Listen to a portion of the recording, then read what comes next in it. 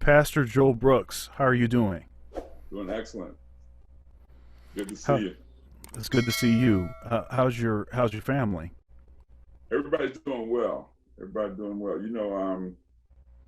My family has grown some. I got 8 kids total, right? Or did you know that? I didn't know you had 8 kids. I think you have some. When I let's see, it seems like the last time we talked, Yeah, um, you had some little ones. right. Yeah. Well, Elijah's the youngest. He's 11. Okay, all right. He's our MD for our band at church. He's amazing. He's really good. And then there's Preston. I don't know if you knew Preston or not, but Preston's he lives in another city. And then of course there's my three and Yvonne's three. And so yeah, And but everybody's healthy. No, everybody's healthy. Everybody's doing good. Yeah, that's good to hear. yeah. Hmm. How are things at your church? Things are good, man. We've been anticipating this. Not a virus, but we've been anticipating having to operate online. Back in '05, when Katrina happened, um, 60 churches ceased to exist. Okay. In other words, Katrina comes and there's 60 churches that are not anymore. That's what I heard. That's not, that was the word that I heard. And so I began to ask myself how we would fare in something where our building was unusable. And so, when I thought about it, I think we would probably continue to exist, but I didn't give us a good grade. And so ever since then, and one of my deals is the house of God, right? Okay. And so ever since then, I've been making preparations so that we could function. Everything you do in the church, you could do online, except a hug and a handshake, which you can't do now anyway. So, All so right. yeah, no. So we've been preparing for this. I told them the week before it happened. I said, look, something happens where we can't use our building, we'll go right online. And so our small groups, our Zoom groups, we have a lobby experience where everybody goes into the lobby before church. then Mhm. they get ready for the message, and then we have an after thing in the lobby. And so our groups, everybody's meeting by Zoom. Um, I don't know if you were aware of SALT, Stone's Yeah, yeah, Advanced. yeah. Yeah. And so SALT is online. So everything we do is online, and we're cooking. I think we kind of have an introvert church, so I think most people are not minding it. But we're doing good. We're doing good. There's more opportunities this way. There's a lot more opportunities to reach people, and so I think the church has kind of been stuck in an old model that we needed a shake up. So yeah, doing good. All right, that's good to hear. Um, you're talking about uh, the church being an introvert church. Uh, I'm introverted, Okay. and so this whole thing, the biggest things that I miss Yeah. are the gym, being able to go to the gym, Okay. Yeah. and Yeah. and then gigs. Just Right. performing. And I had a lot of stuff that got canceled. Okay. Um, Thankfully, uh, the I'm the minister of music at Second Baptist Church, which is Okay. church is about 184 years old in Columbus. Wow. The first minister of the church was an abolitionist, and Yeah. so it's got a lot of history. It's the oldest church in Ohio, the earliest black, Wow. the oldest black church in Ohio. Okay. And Yeah. First Baptist is probably the oldest. oh, right, right, right. Second Well, Baptist can't be the oldest. But go on. I'm well, messing with yeah, yeah, yeah.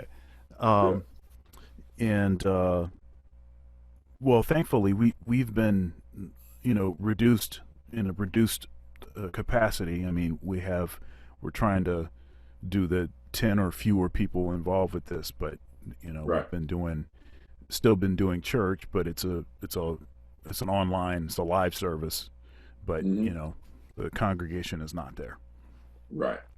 Right. And then in addition to that, I've been able to maintain relationships at a church that uh,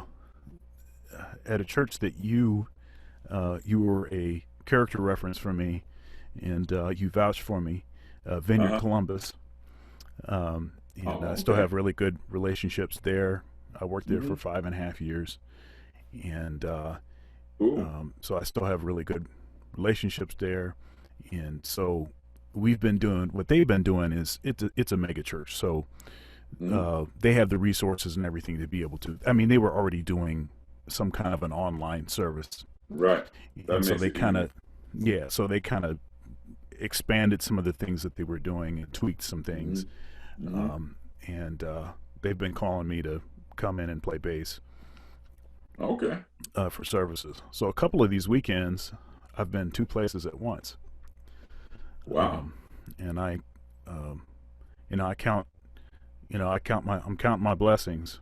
I try to Yeah. think of where my head would be if I didn't have those performing outlets right Yeah. now. Yeah. Yeah. That's something. Now, one of them is recorded. Yeah, one of the services was recorded, so it was recorded like on a Thursday, and then the other That's one with is on the Sunday. Vineyard. That's Yes, with that's Vineyard. Yeah. Mhm. yeah. Cool. Yeah. So that's been very cool. Um, Yeah. Now, I was thinking about, of course, how we met and everything, Right. and it seems like I showed up to church one day, Yeah. and then we talked, and you were like, "Bring your horn," Yeah. and then that was That was it. that was it. That was it. I heard you. That was it, man. It was amazing. It's really good. Thank you. Well, I have to say, I so appreciate the opportunity to work at Christian Life Center. Hmm. Um, and when I was at your church, it was the first time I felt like I had a pastor, really. Um, Wow. Great, man. Well, thank you. yeah, so you know, I, I have a lot of fond memories. Um, you know, Hmm. being at CLC, first the old building, and then moving into Yeah. uh, the new facility. Yeah. We were having a good time. Yeah, it was great. It was great stuff. And and I have to say, it was a great opportunity to be able to develop a band and Yeah. to bring in folks, students from Western Michigan University to Yeah. supplement what it was that we were doing. It was Yeah. it's a That very was a cool thing. nice band. Yeah, it was good times. Yeah. It was Yeah. good times. It was, man. It really was. And then when I finished my master's degree, you all made it easy for me to stay in Kalamazoo by offering me my first full time position, Right. Sure did. Yeah. and that was beautiful. Yeah. Um, It was. uh, I one thing about you uh, that's somewhat unusual is that you're a fine musician. In addition to being, fine pastor and preacher, You know, teacher, I you're a appreciate that. you're a fine musician, and I think part of me being able to really feel home Hmm. uh, at Christian Life Center. I know the church's name is different now. Yeah. No, Um, I got you. yeah, but Christian Life Center was, it was, had a lot to do with, you being a musician and kind of understanding, the psychology of a musician, Right. and being understanding in the ways that you were. And uh, I wanted to know more about what got you playing music, and Okay. maybe like when you were growing up, Yeah. and uh, when did you start playing keyboard? You know, when did a light sort of shine on what you felt Right. like you needed to be doing musically? Yeah. I was always deeply moved by music. The whole concept. My dad bought an organ. His mom was an organist, church organist in Kansas City, Kansas. And so my dad bought an organ and 10 free lessons came with it. Hammond, little spinet, not the B3. I had to graduate to the B3. But And so I took lessons, and what was happening is I wasn't paying attention. And so I would memorize songs and look as if I was reading them in front of my teacher, and I'd be playing page 3 and looking at page 1. And so rather than buckle down on me and make me read, she told my dad, "You're probably wasting your time, you know." 'Cause I was playing everything by ear, and so I would have her play it first, and I really, one of the biggest regrets of my life now that I didn't learn how to read music. But so I started playing, played some in church. My uncle owned a nightclub, and back then you had jam sessions, okay, where you could sit in. Nowadays it would be hard to sit in on a band, because they've got tight stuff arranged and all that. But back then you had songs that you played, jazz songs that you played, and everybody knew them. And most of the structures were pretty, there wasn't a lot of wide variances between the structures of the song. Most of it was blues. And I lived kind of in a what would you call it, a B3 strip, a B3 kind of an area where you play your own bass. Now Motown was different. Motown's in Detroit, and they obviously have bass players. But it seems like Pittsburgh through maybe Ohio and all that, man, you had a lot of guys kicking their own bass. I didn't know a lot of bass players. And so I grew up playing organ trio stuff, Jimmy Smith, Jimmy McGriff, Groove Holmes, and that kind of thing. And so I always played my own bass, and so we would sit in. So that's how I grew as a musician, is actually just playing in clubs. Never practiced much, practiced some at home. And like I said, there's a lot of regrets there, because there's a lot of stuff I wish I was better at now. But they kind of cultivated me. My uncle would let me in the club, when I was 12, 13. And so I grew up playing pretty much jazz and blues as a young guy, okay? And then when I got in high school, I think I became a revolutionary. I was ready to blow the world up. So I quit playing music. Music was stupid, music, sports, that was stupid, man. We were about to have a revolution. And so I took a couple years off. And then towards the end of high school, I started playing again. And I would play in church and play funk, top 40 type funk stuff. And so Sly and all that, okay? Went into college, that continued. And then I started playing jazz again in a trio. There was a place here called the Whistle Stop, kind of a bohemian type of place. And I played about, Tuesday through Thursday there. And then Friday and Saturday, I played top 40 and funk and stuff. And so that was my college life, man. I didn't really do well in school. And so I got off and went on the road. There was a guy from around here, Narada Michael Walden. We were best friends at the time. And so he got me into a lot of fusion stuff. And he went away and started playing with, he played with Weather Report for a while. And then he went to Mahavishnu Orchestra, John McLaughlin. And he was the first one to tell me about Jaco Pastorius. He had met Jaco and all these things. Michael, incredible drummer, man. He followed Billy Cobham in Mahavishnu Orchestra, took me out there to Queens, and I auditioned. I was playing with Junior Walker and the All-Stars, R&B, juniors from Battle Creek. And so I got that gig, and then I went over to audition with the Mahavishnu Orchestra, which was a stretch for me.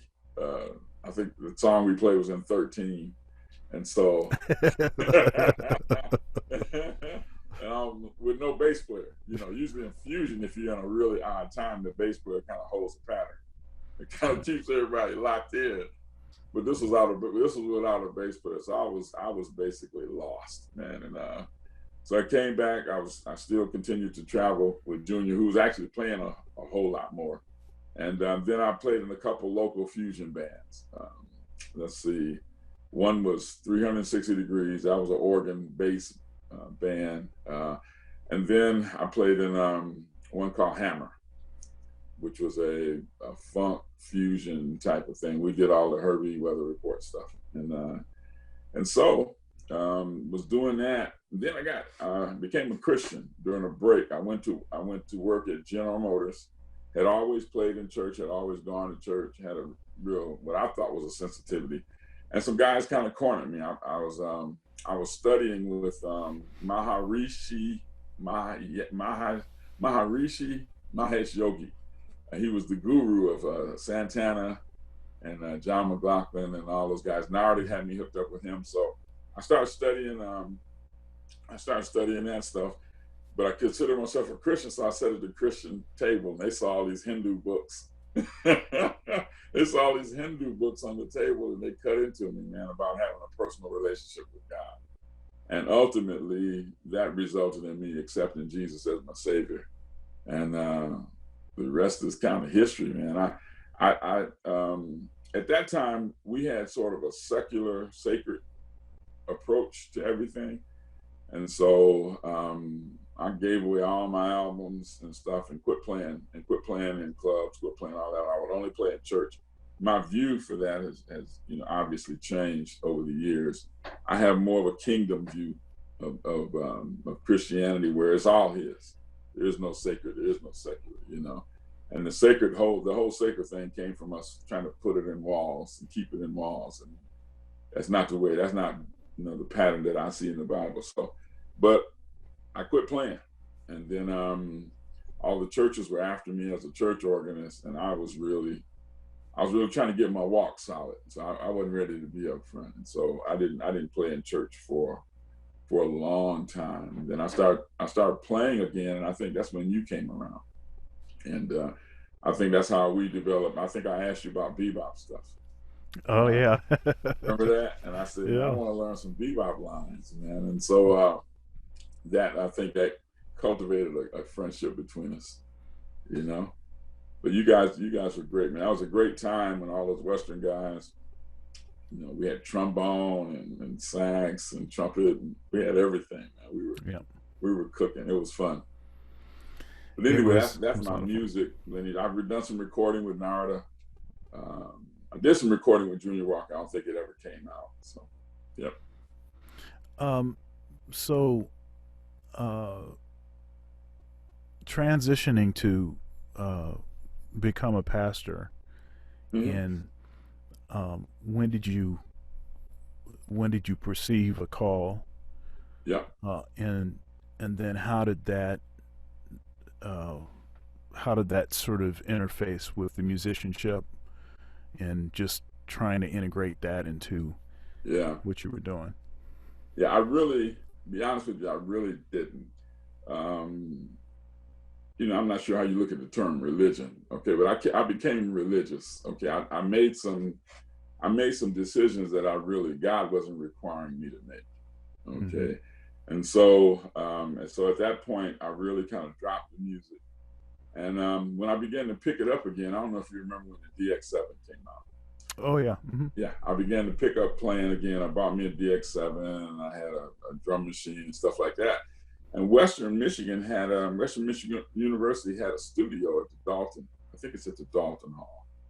And nobody was using it. Okay, nobody had an interest in the studio. And so the guy who ran it knew of another one of the guys that was involved in the church, and we just went up there and recorded, hours and hours and hours, and just now it's a hot spot. Now you probably couldn't do that now. But those opportunities, you get those little things that happen. And so, man, I was up at Westchester Music School all the time, playing, and my playing started getting crisp again. Started getting good again. And I was in a tough marriage, and my stuff wound up torn up. I mean, like just destroyed, and that was a real heartbreaker. So I pulled back from playing again. So I've kind of been in and out. And right now I've purchased some things. Because, when you go from church to church, the synthesizers or the keyboards can vary wildly. Oh yeah. And so I'm trying to do some computer-based stuff. I have Logic on my Apple stuff. Yeah. I bought some native instruments and some Arturia and stuff. So I'm trying to get used to using computer sound, so that when I travel, because I do play when I travel, so that when I travel, there's some consistency, Yeah. And so, yeah. But I've never really been all in the way I should be, and I think it's I paid a price for it. I think you pay a physical price for not being creative. I think being creative is so important, you know. Well, it seems to me though that one way that we greatly benefited from uh, the music in your past and in your Hmm. present is uh, the way that music really dominated the service at Christian Yeah, Youth Center. did. And I remember in particular Wednesday night services where the worship was extended, and Uh-huh. sometimes you'd get up and talk for maybe 15 minutes Yeah, because you just let us play for the whole service, right, you know. right, right. And what's funny about that, Shawn, is that I've had people kind of outsiders, you know, or people who were there during that time, and and they'll tell me, man, I've had this happen 4 or 5 times. Okay, they'll tell me, you know what, Pastor, you know what was really special about the service? You know, because nowadays services are shorter. Everybody's trying to be compact, and you're trying to get the fat out, right? And Yeah. so they come and tell me, they say, you know, we love the preaching, you know, we love the worship, but when you guys would just jam, so when you guys would just jam, that's when we really felt the anointing. And I'm like, I'm thinking that was just kind of a side piece of the service, you know. Yeah. And I'm telling you, man, they've told me time after time after time that when you guys just jam, you know, but in my mind, in my rational mind, I'm thinking, okay, that's the part we can cut out, save time, you know. And I'm thinking that's where we are. That's where God really shows up in our service, and that we need to really get back to it. Just the improvisational, you know. There's one of the words for praise that just says the band just stops and jams. You know, I can't remember which one it is, but it's I think God is a lot more has a lot more fun with stuff than we let him sometimes. So Now you were talking about this, what I consider to be a false dichotomy, sacred mhm. versus secular. Yes, Um, that's a good way to put it. I like it. um, and now there was a purpose of so-called sacred music, and there was something called sacred music, and it wasn't in opposition to everything else. Right, Um, it was liturgical music, right? So it right, had a particular function. right, And so there was liturgical music and then music that was not liturgical, right. but not considered to be lesser than. Okay, good. Yeah. Hmm. And one thing that's interesting is we don't really see this sacred secular dichotomy until the Protestant Reformation. Okay. Because in the early church, it was a very simple understanding of art and music. Whatever is beautiful glorifies God. Okay. Yeah. Hmm. Very simple. I mean, Right. I played I played with the Columbus Jazz Orchestra, and we had Mavis Staples come Oh in wow. Okay. with us, and she said to the audience, this is something that she's said several times. Uh You know, huh. the devil doesn't have any music. Exactly. Yeah. You know. Exactly. He uses it, but he doesn't have his own music. He can't Yeah. create anything. There's no truth in him, and so all Mm. he can do is pervert, take things and pervert their purpose, pervert their use to use it for his means. But yeah, he doesn't own anything. He's an outlaw, man. Yeah. Yeah. So that's the way I look at that. It's Yeah, funny but because there's times when, like, say, um, when I'll be in a place and I did, well, and one time in particular where I didn't know I was going to preach, and I usually like don't like to eat much before I preach. I like to kind of be, you know, and I had eaten this big meal, man. Then I found out I had to preach, and I'm like, oh man, I'm in trouble. And I went home. I went to the hotel and played Coltrane, mm, okay, and it opened my heart up. yeah, Now, most people would say you play some religious music or something like that, but I play music based on the effect it has on me, and so it really opened my heart up and made it easier for me to hear. I know a lot of people have trouble with that, you know, they have thoughts about Coltrane, but it was just the music. The music was it opened my heart, opened my mind up, man, and I was able to hear God and went and preach. We had a good time. Yeah, I mean, Coltrane was intensely spiritual Uh-huh. and religious, He was So, hungry, man. He was seeking, and oh, I think absolutely. that's what opens me up about it. And one of his works, one of his most well known works, "A Love Supreme," Hmm. um, which is dedicated to God. I Hmm. mean, it's very clear what the topics are, and it's interesting because the names of the movements are sort of common names for sections of a liturgical service. Right, You know, right, a psalm is one of the right. movements. It is. Acknowledgement, It you is. know, you know, Hmm. and one thing that was very cool is, now this seems like forever ago, but it was just back in February. But for Black History Month, um, I structured the service at the church I work at, the Baptist church. I structured the service so that we could play in its entirety, um, uninterrupted, the entire Love Supreme suite. Oh, So we played wow! And the the entire. four movements or something like that. It's 4 movements. Yeah. Yeah, I Wow. mean, on the recording it's 35 minutes or something like that, but Yeah. we got it down to like 26 minutes. Man, did you record it? Oh yeah, and it's on my YouTube channel. Okay. Um, I'll check that out, man. I love that. There was a stretch when we were recording, um, when you were soloing one time on one song, and we hit that vibe, that same. Now I know preachers are gonna have go nuts over me saying this kind of stuff, but I've been doing this for a while. I know how to protect my spirit. I know how to protect my heart. But where you were soloing and we got into that place, that place that he gets into on da, da, da, da, da, da, yeah, da, yeah, yeah. what's that? What's the name of Resolution. that one? Ascension or That's a resolution. That's the second. Resolution? That's the Yeah, second movement of. that's one of my most favorite stretches of music, man. That's that piece there. They just go someplace with it, man. And we hit that thing. And when I listened to it, I think I might have interrupted it. But when I went back and listened to it, I said, man, we were in a place, a real place with that stuff. Everything, including the kingdom of God or music or everything has, what would you call it, levels. Okay. And I believe that you can go, depending on where you are, you can go to different levels. And we hit a level there that I don't know if we really knew what we were doing, man. It was just good. It was good.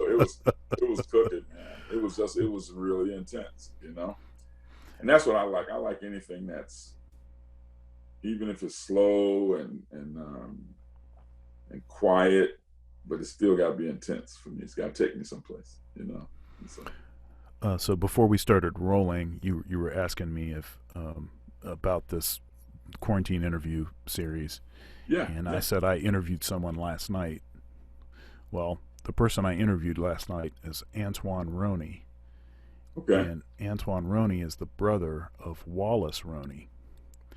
And Wallace Rooney is a great trumpet player Oh, okay. who passed away about a month ago from coronavirus. He's not But the guy that was with you.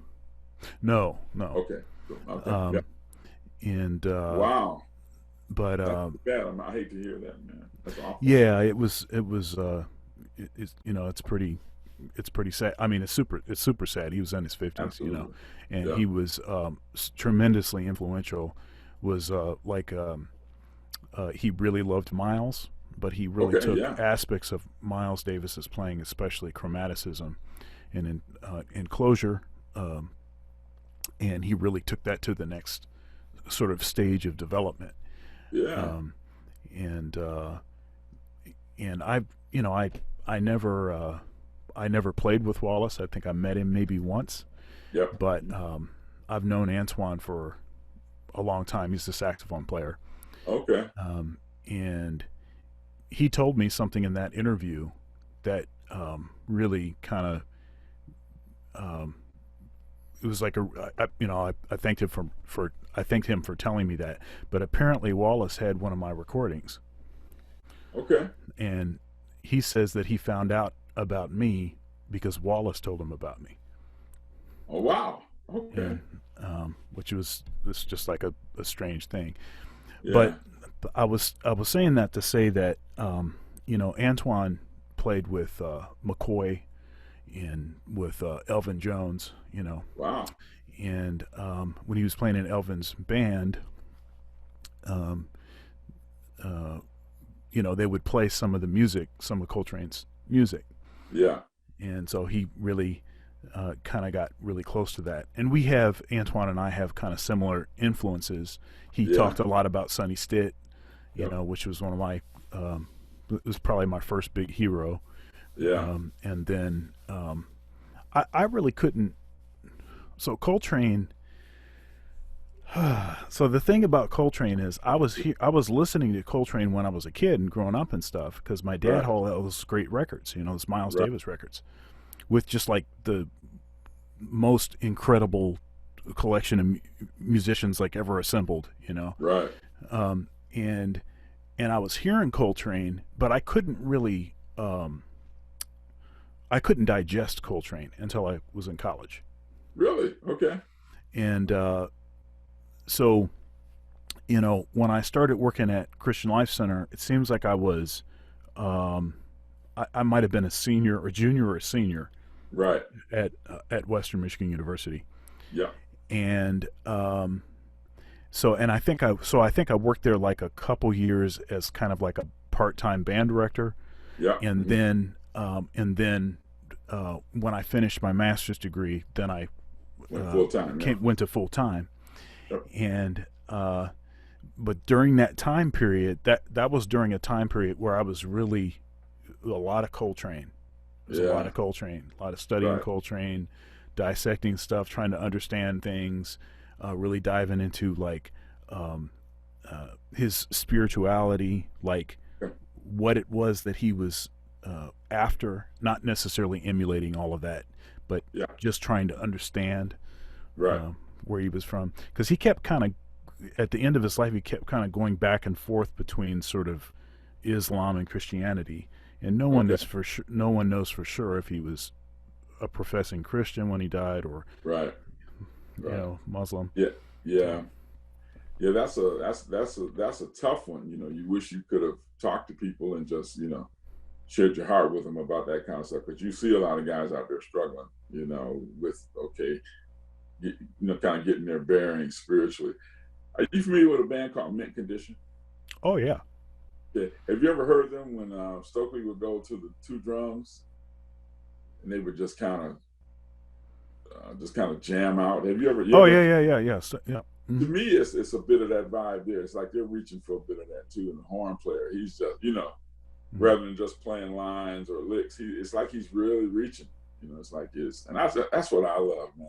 Is the risky guys who are not just dissonant for dissonance sake, but who are really reaching for a place, it's almost to an emotional place or something like that. That's a strange one. I mean, Mint Condition, they're not known to be jazz players or nothing, but it's like they're reaching. It's something. Well, but a lot of those guys in that band, I mean, they have a lot of history. Well, they have a lot of history as jazz players too. Okay, I mean, cool. You can tell. Yeah. It's one of the reasons why that I love that band so much. Yeah. Such a killing band. And the thing also about Coltrane's music and his influence, it's ubiquitous. It's everywhere. It's in the water. You may not even say that a different way. What do you mean by that? His influence is so far-reaching, and it's so profound and so far-reaching that even if you have never listened to Coltrane, you've been very influenced by Coltrane. Even if you don't play jazz, and I'm just a pop drummer. Okay, yeah. You've been influenced by Coltrane. I'd say that influence is only second to Charlie Parker. Yeah, You know, yeah, I mean, it doesn't matter, if I'm a bebop player or not. I mean, I could okay, be a banjo player in a right, bluegrass band, and I've been influenced by Charlie Parker. right, right. You know. Have you ever taught music history or jazz history or? I mean, I teach aspects of history as part of my applied lessons and improvisation and that kind of thing. I understand history. I've studied history, but that's never been a class in particular that I've taught. Okay, yeah. I was listening to real jazz on Mm, XM, yeah. and I think Winton used to have a class on Saturdays or something. The hot seat or something. I don't know. I can't remember what he called it. But man, I fell in love with that. He would talk about the guys and the history, and maybe have somebody on play with him or something. That was a great show, and I was wondering if you'd ever done that. I'm thinking something that you're hitting on is the whole minstrel piece, um, minstrel versus musician. Uh, I believe there's guys who play really well. I believe there's other guys who shift atmospheres when they play. And there's a place where the guy said they needed a word from the Lord, man. And he said, "Well, go get me a minstrel." And the guy started playing, and he went right into the spirit and began to prophesy. And so I think when you're talking about a Jimi Hendrix or Coltrane or these guys, you're talking about guys who actually had a thing on them from God that made them, you would call them minstrel, who actually would shift the atmosphere when they would play. It wouldn't just play, and you say, "Man, that guy can play." It was like it had an effect, man, on the room, and it opened some things up, And so I'm really sensitive to that. Like I don't know the scales and stuff I should know, and I regret that stuff. So it's not like I'm against it, but I know how to shift an atmosphere. Well, I know how to. a few Yeah. years ago, I don't mean to cut you off, but a few years No, ago, no. you asked me, and you've asked me a couple times every like few years or something. Mhm. Sometimes I'll get like a message from you out of the blue, and you'll be like, "Hey, man, you have some jazz materials. You have some Learning stuff. scales or Yeah, something I can, every yeah, once in a while." yeah. And uh, and I think the last time you asked me was I don't know, it was like 3 years ago or something, or four Yeah, years ago, and I said, well, I've got a book coming out, yeah. right? Okay. So that book has been out since September 2018, and it's a I mean it's an I mean that's what it is. It's called how to improvise over chord changes. Wow. Okay. Yeah. Yep. Yeah, Yep. I'm gonna send you a copy. Yeah. I've been wanting it on Kindle. Is it on Kindle yet? It's Hal Leonard, and I mean, some Oh, Hal okay. Leonard books are Kindle, and Yeah. it has to be in the contract. There's a bunch of specifics to that, but you're not the first person that's asked me that. But Yeah. this is not. But it's not in that format. A A paperback. book, paperback. Okay. Yeah. I'll get it, man. I probably need to learn how to read. Will it make sense to me if I don't know how to read? I think what'll make sense. Yeah. I mean, I need to just maybe go and learn how to read. maybe yeah. Well, I would do it in conjunction with that. But Okay. the Cool. concepts, um, it's I mean, um, I think the reading for a lot of the exercises, especially in the first few chapters, Yeah. um, I mean, you need to be able to read, but Yeah. um, it's not like complicated reading. Okay. It's I'll be able to pick it just out. yeah, it's Yeah. just enough to sort of show what the concepts are Okay. Cool. and lay out the exercises.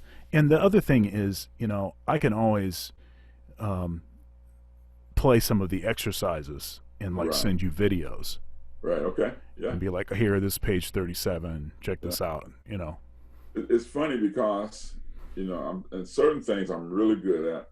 And then there's other things that seem real difficult for me. The reading part just seemed really.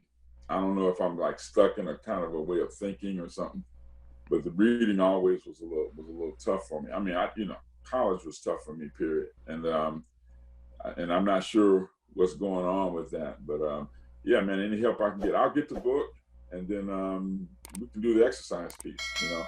It just takes me a while to get a new concept. Now, once I get a new concept, I can see into it, I can turn it inside out, I can do all that. But getting a new concept sometimes is interesting for me. Another reason I want to do it is I have Elijah here, man. He's 11. I want him to know this stuff. He's amazing, man. He can chord and do all this stuff. And so I want to get him on fire, for going to the next level with his stuff. So yeah, you sent me a message asking about chords. some chords and things. I have a system. Okay. And we can talk about that also. But I would do whatever you want and help in any way you'd like me to. I consider you a great source, so I'm gonna be hitting you up. So we'll get together on that stuff. Okay. So I wanna ask you about, one vivid memory. It's a collection of memories. Right. But one vivid memory I had from being at CLC was in 2001, 9/11. Okay. The Trade Center, and the way that you provided a particular context for what was going on. Okay. And really filled everyone with hope in a really dark circumstance. Really filled me with hope in a really dark circumstance. And when I was thinking of a pastor that I'd like to interview to provide somewhat of a pastoral perspective on what we're going through in the world today, you're the first person that I thought of. Because I remember, I just remember how profound. I remember, it's like I can. I don't have a lot of vivid memories, but the ones that I do have, often they're like out of body memories.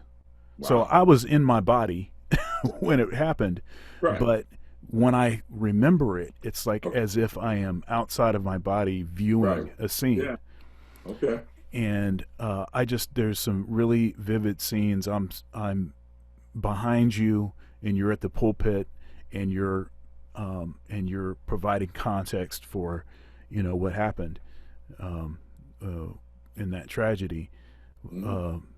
So anyhow, I'm curious about your thoughts about what's going on.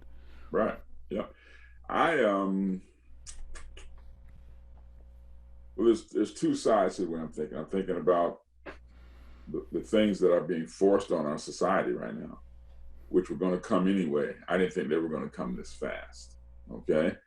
And then the tragedy, the awful things, people are dying, man, and it's a virus. Okay. And so I don't believe God's behind it. Okay. I don't believe God's doing it. I believe we are harvesting our ways. I think the world is a really, really crazy place right now, and we've gotten used to it. So you're going to get into some of my belief system. I'm passionate anti-abortion. Okay. Me too. And so, but we've gotten used to it, man. It's not a big deal. We're in a nation that on one hand has an employment problem. We can't fill these high-tech jobs. There's a lot of jobs in certain streams that we can't fill. But we've killed 70 million babies, 25 million maybe that are Black. And we undereducate whole zip codes of people, okay? But the solution to that job problem is immigration.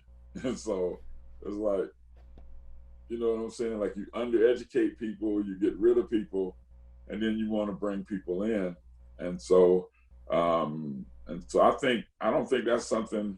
Okay, let me say it this way. how do we ask God to protect us when we won't protect the unborn? Okay, so what are you standing on? You know what I'm saying? You tell me to come down to Columbus to help you with stuff, and your wife tells me you're not even feeding your kid. And I'm like, man, I ain't helping you with nothing. It's like, man, you missing some basic stuff. Our school system is designed to take God out of our consciousness. Okay, it's not a mistake. It's not a separation of church and state. It is designed to remove the image of God from the consciousness of our children. And so that's purposeful, and we pay for it.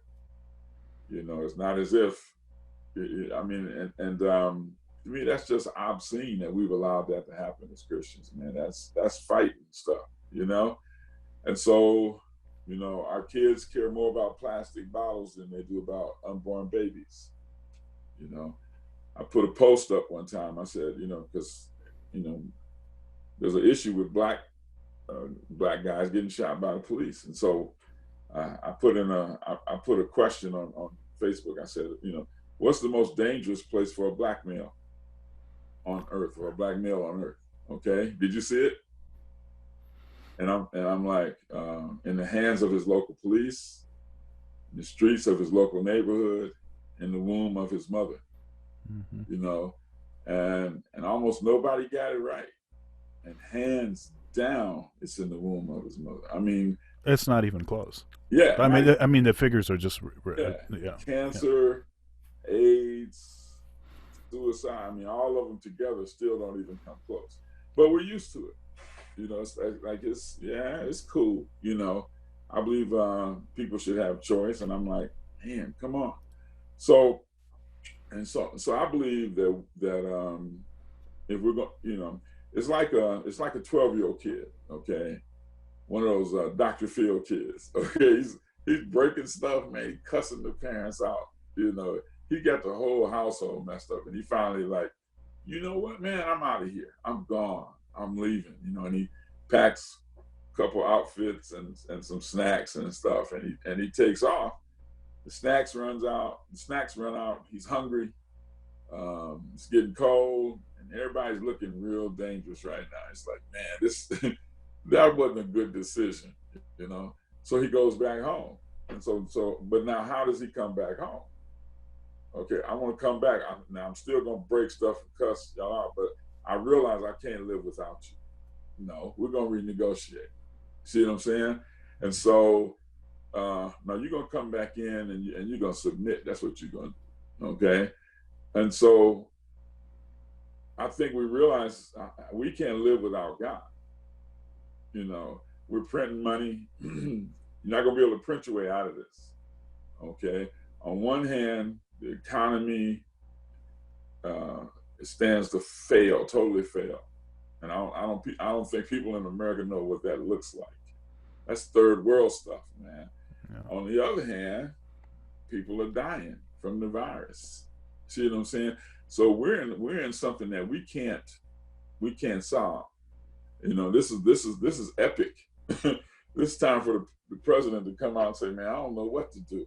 I think we need to pray, and I think we need to consider some things. Are you familiar with David Wilkinson? I know the name, but maybe remind me. Well, he came out. He gave a prophetic word back before he passed. I think he was pastor of Times Square Church in New York. And that's why I know his name. Yeah. And he said there's a virus coming, a pandemic, and when it comes, it's going to come at the same time the third Great Awakening is going to happen. And so I think out of this is going to be a mass revival. But we're so hardened. I think it takes something like this to cause people to say, hey, man, whatever. God, whatever you want us to do, we'll do it. And I believe at some point a revival is going to break out. I stopped having church. And it was a step up for us. All of our numbers have gone up, okay? Financially, everything. I've been thinking that was coming to church and to education eventually, okay? because it's just, the biggest hotel chain in the country has no buildings. The biggest cab company has no cars.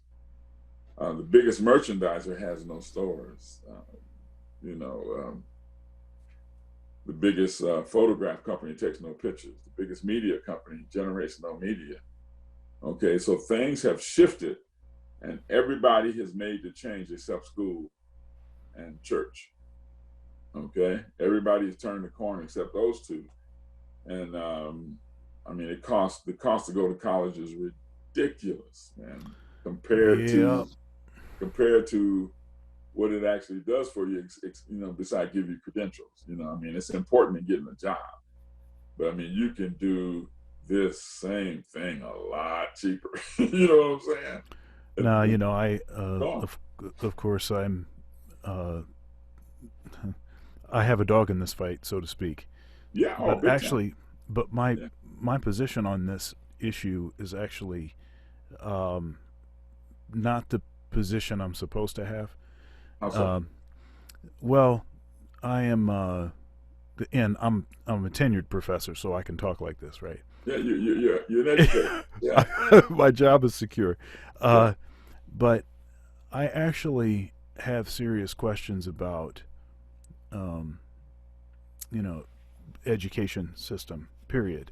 Oh First, man. first of Huh? all, I don't fundamentally I don't believe that education is a right or it should be treated as a right. I think it's a um, I think it's a blessing. It's a privilege. It's by Yeah. grace that we are in a situation where we can, Mm-hmm. uh, because you see all these situations, in high schools, middle schools, and high schools primarily, where you Right. have students that really want to learn Right.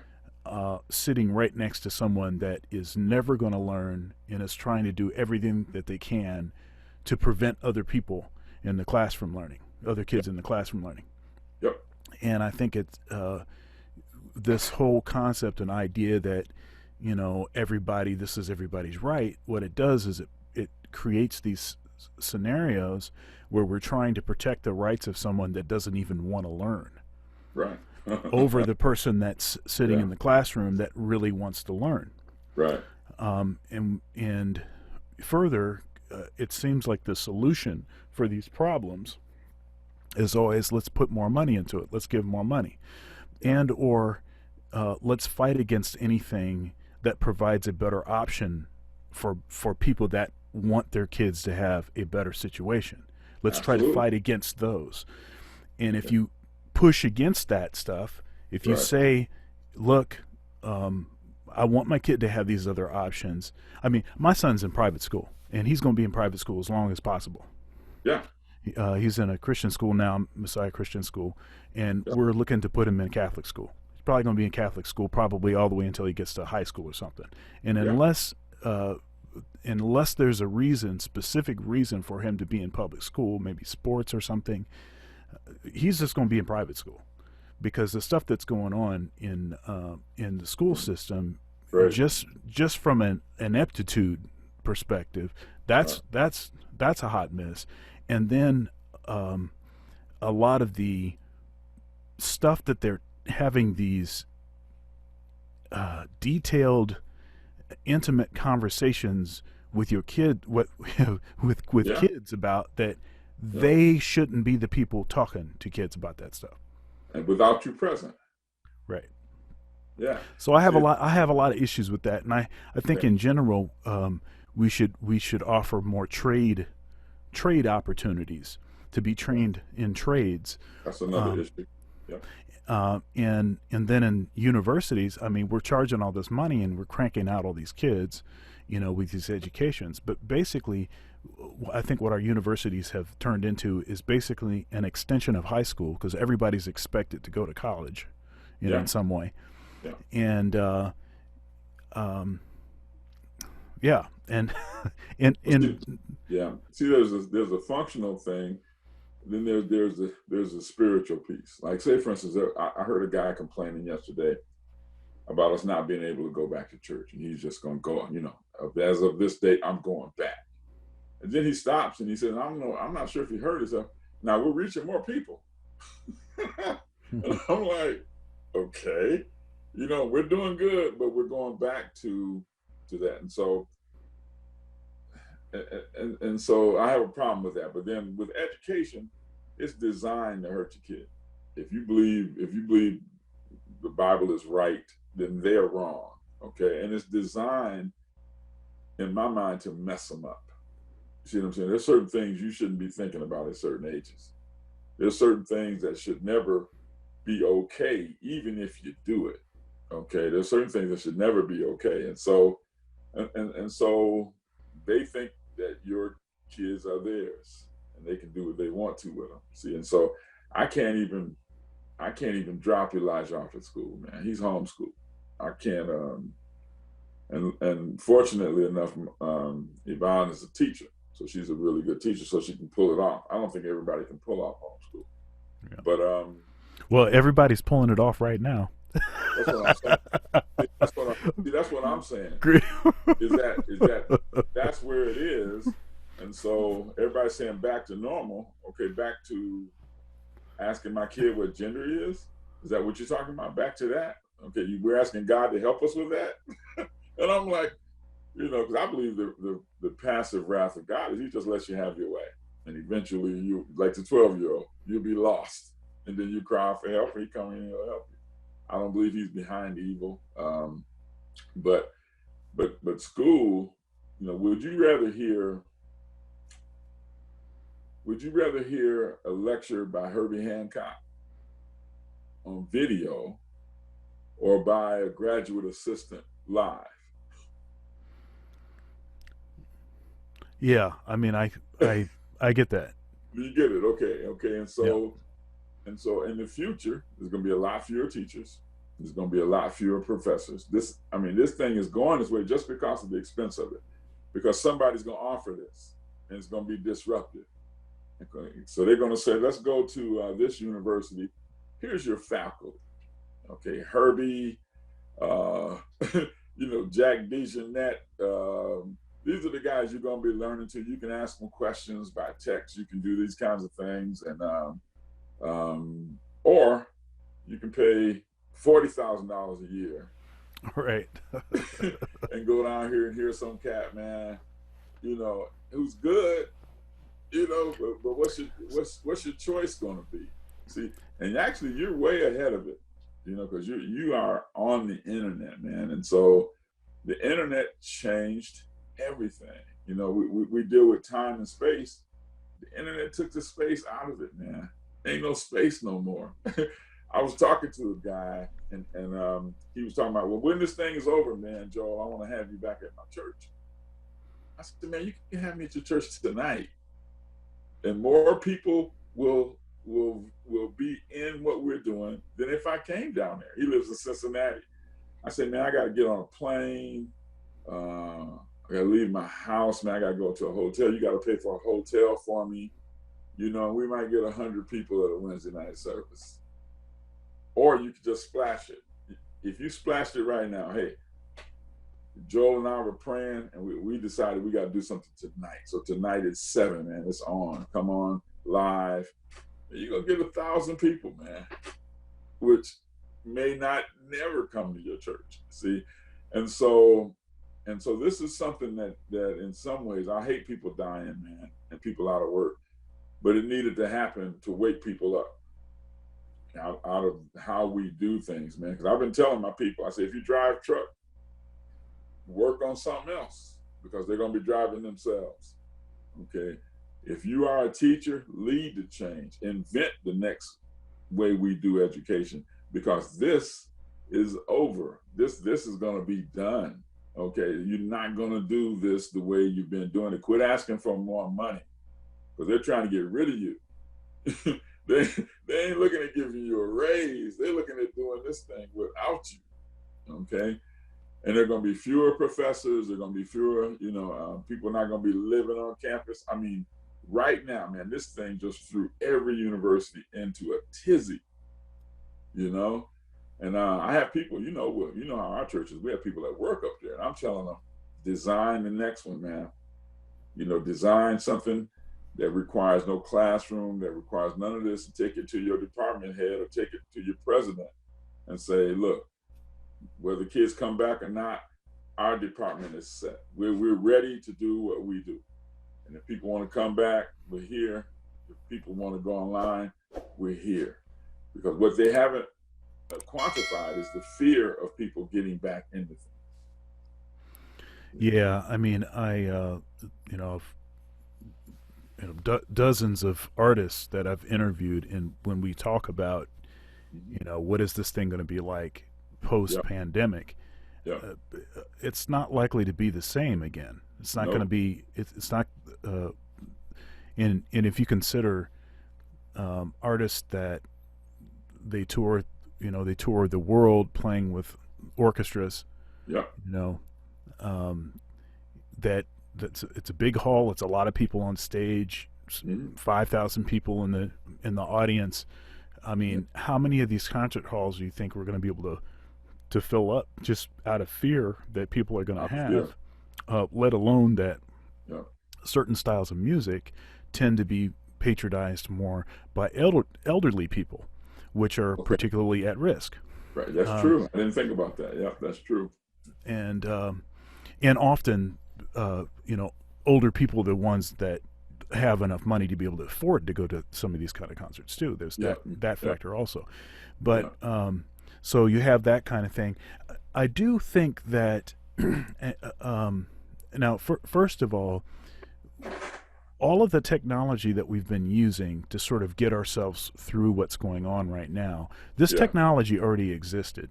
Yeah. And absolutely. And it's actually been technology in a model of deployment that's been available, but that has been heavily resisted. Yep. By many institutions. Exactly. Now, I'm not trying to toot my own horn or anything, but I have a particular perspective on it since it was content that I was creating. I started generating online content back in 2005, regularly created content, and was the only in the School of Music that I work at. I was the only person, the first, that was actually publishing lectures, lessons, and other materials on iTunes U. iTunes U has existed for a long time, and in many institutions around the country, actually, especially in lecture style courses, we're actually publishing to that platform. So this stuff has already existed for a long time, but I think the powers that be, they don't want that to totally take over. No. Because I think there's a lot of there's fear of technology and of change. Well, yeah, you mentioned some things, man, that and one of the things I teach on is systems, okay? And every organization eventually exists to exist. Okay. They start out with a purpose. This is what we want to do. Okay. And then there becomes other ways of doing this. And so now their purpose is survival. Okay. How do we stay relevant? How do we keep control over these things? Because we don't really want competition. This competition may kill us. I mean, today is the enemy of tomorrow. You understand what I'm saying? Right. And so that's one of the things that you deal with, is that it's resisted until it just doesn't make any sense anymore. See, and so the thing is, what I'm telling people is like what you're doing, man. Get ahead of the curve, create the future. And that's what musicians need to do right now, man, because they've been marginalized, and there's been a process of marginalizing musicians for quite a while now. Okay. You move from tapes and vinyl to CD. Now CD can be reproduced without any degeneration, right? So that hurt us, okay? And then you move to transportable media. Yeah, MP3. MP3s, yeah. And now streaming.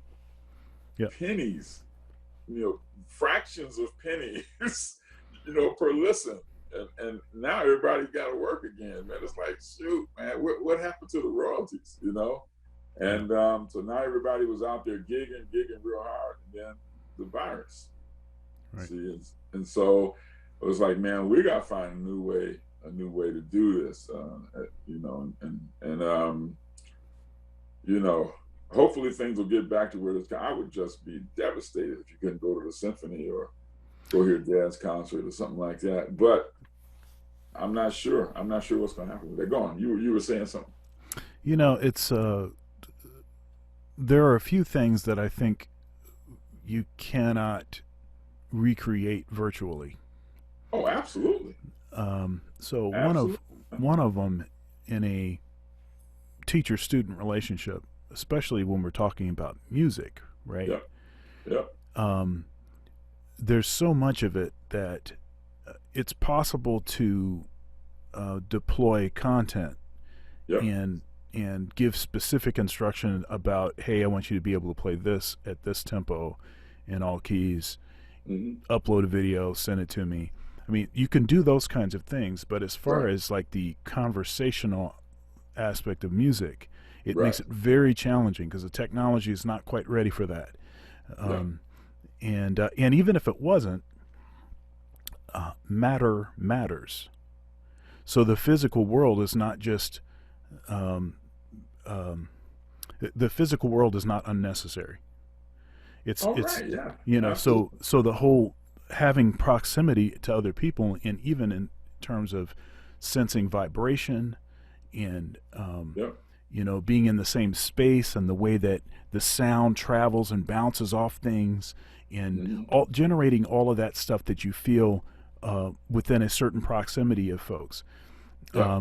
Things like big band rehearsal or combo rehearsals, where you have a coach that's with the group. All of that kind of stuff. It's going to be hard to find a way, I think, to recreate some of that.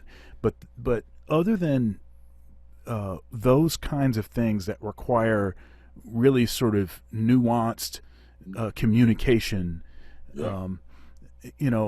lecture style courses in these math classes that have 500 kids in them, all of that stuff can be done online without too much trouble. I think what's going to happen, because what you're talking about is what I call lab. Right. You know what I mean? Yeah, I call that lab. Okay, you give me the content, but then I got to work with this. I got to work this stuff out. I got to get hands on. And so, what are we going to do about labs? And so, what I think is a large chunk of stuff is going to be virtual, but it's going to bring the lab requirement is going to bring things back to regional, back to local. I think that, and what you're going to have is you're going to have like the stores. I still go to stores. You know what I'm saying? I still use hotels. I prefer hotels to Airbnb. Okay. But what I'm saying is that it's disrupted. It's not going to replace it. Okay. I don't believe virtual is going to replace actual. I believe virtual is going to seriously disrupt actual. Yeah. Okay. See, and so I'm online, but who do I want to have a relationship with? Okay. Well, I want to have a relationship with Thunder. Okay. So that means that I may spend a month of my year down in Columbus. See what I'm saying?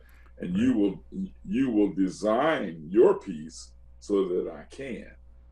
Okay, it won't be, hey man, come find yourself a place. All that, colleges are real arrogant, man. It's like, no, I have my own thing. I have my own building. I have my dorms. I have a relationship with this hotel or something where you guys come down and we have a saturation where I will saturate you for 30 days or something. And so I'm not saying that there won't be normal school. I'm just saying, right. Yeah, I'm just saying they'll be struggling to survive. You see? Yeah. And only the best ones will survive. And so, there's still stores, but there's not Sears. And so that's what I mean by it won't replace it. I mean, obviously you can't replace the real stuff with the virtual. But because they've scaled this thing so big, you can't replace a lot of it. You know what I'm saying? You got 500 people in the math class. I got people who say, I don't want to go to church and see a screen. I'm like, you already do. You got 3,000 people in a building, man. You're not looking at that ant up there on stage. You're already looking at the screen. Things have changed, and you think because you're breathing the same air with the guy that somehow you're having a personal experience with the guy, and you're not. You understand what I'm saying? What we're seeing right now with a lot of churches, I think, that are doing okay, maybe they already had the technology and were already sort of trying to deal with that issue, the issue of not enough connection between the pastor and the laity, and trying to do small groups and different things. I think for those kinds of churches, I think that this is what's happening right now. Actually, might actually be better in some ways. Yeah. But for churches that are more closely aligned with, liturgical sort of churches, Right. where there's more emphasis on the actual space, there's more emphasis on the stuff that's in the space, You're talking about the church building. Well, yeah, the church building, but it's not just the building. It's it's the icons. It's the smells that are in the facility. It's the interaction, the sort of call and response between the priest and the congregation. It's this sort of interwoven, everything set to a tone, and all of that interaction and intricate stuff. Yeah, so that's. So I think it's more challenging. I mean, you know this because we talked about this before. I'm Orthodox, right? And basically, once this thing went down, that put the kibosh on all communion. So it's so no communion, no, and that's something that has been the central function of the liturgy. It's always, everything is aiming towards that moment of communion, right? And that's been that way for thousands of years, right? So Yep. To have this period of time is really unprecedented, where all these church jurisdictions are saying, well, it's too dangerous to continue on. I mean, we didn't even do what's happening right now. That didn't even happen during like the SARS stuff. Yeah. Or earlier on we had or polio. Like, oh, yeah. During polio they were still taking, doing communion. But so Right. This thing is like really it really has changed so much stuff like overnight. And it's hard to imagine how things are going to be able to totally recover. You got a problem as a musician right now. Okay, how do we solve it? There's a solution to this. There's a whole new way of thinking about this that we don't know. Who's going to access it? Who's going to tap into it? You understand what I'm saying? Rather than say, man, how do we get back? We may never get back. Just logistically. Yeah, I don't think that there's much likelihood of us getting back Yeah, exactly to the way that things were. But there's something better, and we can't even imagine now. Like, what could be better than what we had? There's a lot. You understand what I'm saying? Well, at least it's going to be something different, and we have to be willing to accept that and make adjustments. So I look at this thing quite a bit different. I'm challenged. I mean, fortunately we were already online, but it's still beyond that. It's beyond that. But we need to know who we are. The identity piece to me is the big piece. Things are going to be different. Yeah. They are different right now, and we're going to have to make adjustments. If it's in our church communities, if it's in academia, if it's just going to the grocery store, it's just going to be different. Or going to concerts. Things have been changing so fast that one guy says we're dealing with wavescapes rather than landscapes. Okay.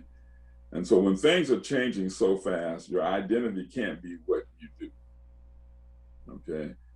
Because you don't know what, think some pastor had a MySpace vision 10 years ago. You know what I'm saying?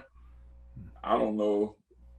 I don't think it was Mark Zuckerberg's um, dream to become the infrastructure of the church. Okay, that could end tomorrow.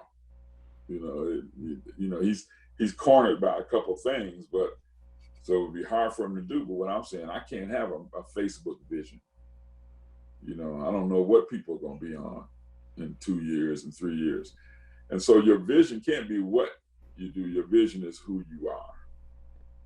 You see what I'm saying? Shawn Wallace, am I a jazz musician, performing musician, or am I a jazz educator? See what I'm saying? And so that's who I am. So who I am is always going to be relevant. Now, how do I do it? That's the thing that's changing. See, but once you know who you are, man, I think that rest of it will fall in place. Yeah, I'm hopeful, and I Oh think yeah, yeah. I I can't imagine a world without concerts, but it's tough right now to see it. yeah, I mean, I'm I'm hopeful for the future. I think there's a Mm-hmm. lot of exciting things that uh, have yet to been realized, and I Mm-hmm. think that it's likely that many of those things are being birthed right now. Yeah, We're kind of in an incubator, yeah, and we I think sure a are, lot of man. that stuff is going to come out. Yeah. I know in my own career, it's caused me to. Well, first of all, I've had time to do these interviews, and Mm-hmm. I would not have had time to do these. Right, right. Um, and I've done some collaborated with some other artists in ways that I had intended to do prior, but Right. now time has opened up, and so we've Yeah. been able to do that, and more time with family. Yeah. Um, Part of the like doing these interviews was my attempt to try to connect with folks that I hadn't maybe talked to for a while, Yeah. and even to sort of patch in certain um, periods of time in my life, Right. to kind of uh, explain to myself and then also to the viewers kind of my own development, Yeah. and to introduce folks to, I think, people that have been critical to my development, and people that I Right. respect and admire, like yourself. Well, there's people that, come and then they go. You appreciate the time, but then there's also people that they, it's like they leave your world, but they never leave your life. And you're one of those for me. I really appreciate your heart for God, your heart for your craft. Uh, a little envious of your your discipline. Uh, Oh, Discipline, and you one of these genius guys, man. You can play anything you pick up, and but I think uh, you want to start praying about designing the future. I think we don't want to wake up in a reality that we don't like. You know what I'm saying? And so let's design it, man. Let's get ahead of the curve and do something that's never been done, and maybe even get rich while we do it. You know what I'm saying? You that'd know, be okay. I'd be all right with that. yeah, yeah. See, so I wouldn't push you're a that off. professor, and your world has just been blown up. Okay, so what we're gonna do? Let's lead it. Let's lead the future. Let's think. Let's think different, man. One of the things I heard the other day that I wish I had done all my life, and that was question all my assumptions. Question all my assumptions, and just get down to brass tacks. What do I need in order to do what I do? This is probably a lot less than what I've imagined, you know. Mhm. And it's probably a lot less hoops that I have to jump through, and actually do something that solves problems, you know. So you're creative. I love you, man. It's been good talking to you. I miss you. Yeah, I love you too, and I miss you too, man. And again, I wanted to say thank you so much for all that you've deposited into my life, and thanks for giving me my first full time job, Yeah, full no. benefits and insurance. God bless you for that, and thanks for being so supportive, Oh um, man. and uh, and thanks for being the man of integrity that you are, because Thank you, man. that's not a I wish it was a common thing. Yeah, It doesn't seem uh, like it's all that common. Uh, yeah. but you know, you've always been that way. My dad is another person that is that way. How's he doing? He's doing great. You know, Good. I actually interviewed him also. That's Um, great. Smart guy. yeah, such an amazing, just such an amazing guy and story, and he shared some things um, that I had never heard him say. Wow. And my mother, uh, we talked yesterday on the, well, it was yesterday or the day before yesterday on the Yeah. phone, and she said that he said stuff in the interview that she had never heard. You know, they've Wow. been married for 50 years. They, you know, Wow. that she had never heard, and apparently after the interview, my dad told me that they talked for 2 hours because it That's sparked amazing. some memories and things. And um, What does that mean? We don't ask enough questions, do we? uh, well, it's that, and also my dad is he is. I don't know that he believes that certain things about his upbringing are valid or are appropriate to share, or are maybe things to focus on. Like he doesn't want people to focus on the wrong thing or Yeah. the wrong aspect, Right. Right. or even to sort of um, you know, treat him like he's some great overcomer or something. Okay. Yeah. He just wants to, you know, and he says this all the time. All he wanted was uh, kids. That's all he Yeah. wanted, and he didn't want his kids to have the same situation that he had. And he Wow. absolutely 100% accomplished that, and Yeah. then some. Yeah. Yeah. So, Well, I always enjoy being around him. Good guy. Man, I hadn't seen him probably what 30 years or something. It's been a while. 25 years maybe. I When, think you're making both of us a lot older than we are. Let's see. when did you So leave? yeah, it would have been Leave about the zoo? well. So 2001, 2002. So I think in Okay. Yeah. 2002 is when I moved back to Lansing. Okay. After after being at That's CLC for all those years.